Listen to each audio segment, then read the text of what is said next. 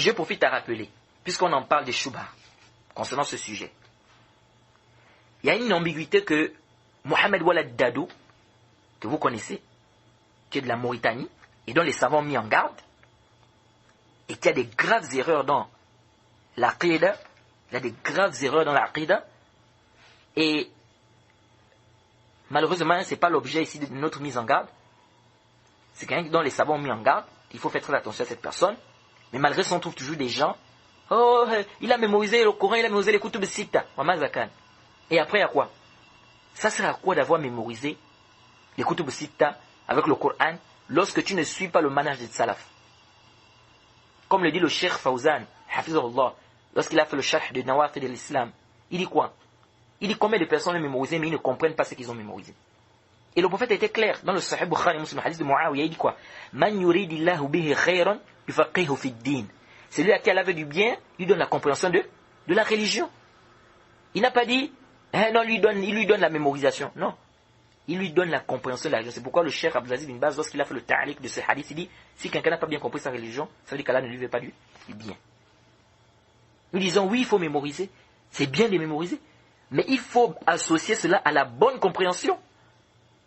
Si on fait mémoriser un petit enfant aujourd'hui le Coran avec le Sahih Bukhari, un enfant de 8 ans ou bien de 9 ans, ça veut dire qu'il est devenu savant, qu'il a compris sa religion? Non. Donc il faut faire très attention. Alors, Mohamed Walad Dadou, il apporte une ambiguïté, il dit quoi?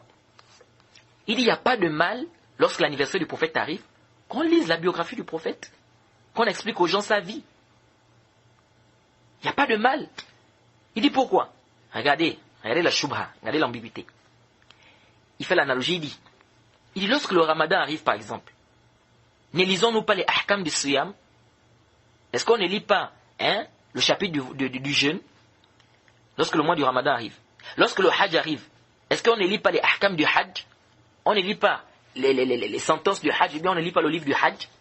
Et alors, si l'anniversaire du prophète arrive, pourquoi ne pouvons-nous pas lire, ou si le jour où le prophète Mohammed sallallahu alayhi wa sallam est né arrive, pourquoi ne pouvons-nous pas lire l'histoire du prophète Mohammed sallallahu alayhi wa sallam?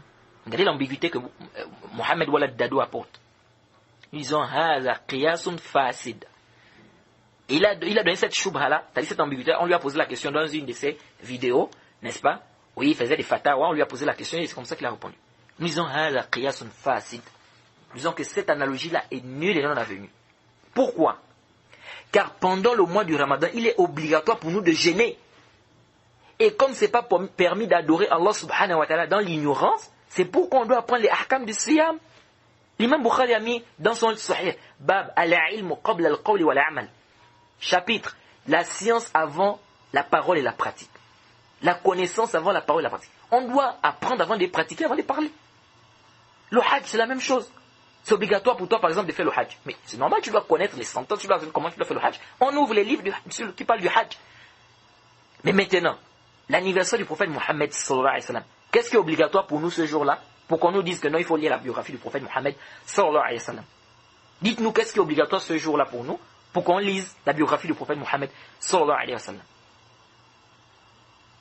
Et Mohammed Badjarafil, il cite des anachides. On revient à Mohamed Badjarafil. Donc ça c'est une ambiguïté aussi que certaines personnes apportent ici. Concernant quoi? La célébration de l'anniversaire du prophète Mohammed sallallahu alayhi wa sallam.